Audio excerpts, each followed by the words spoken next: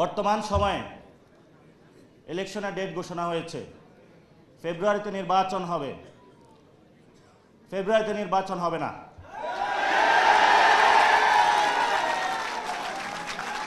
শুনুন,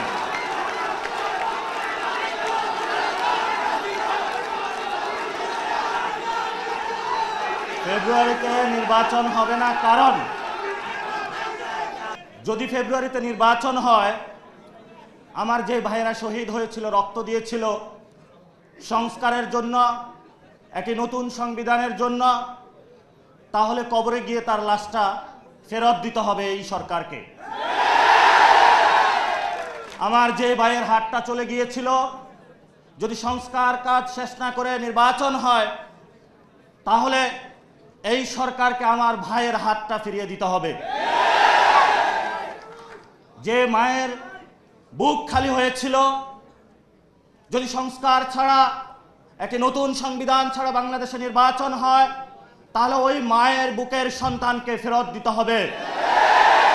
তো বাংলাদেশে আমরা দেখতে পাচ্ছি একই সংস্কৃতির ডামাডোলে, একই ফ্যাসিবাদী সংবিধানে, একই সিস্টেমের মধ্য দিয়ে আমরা নির্বাচনে যাচ্ছি।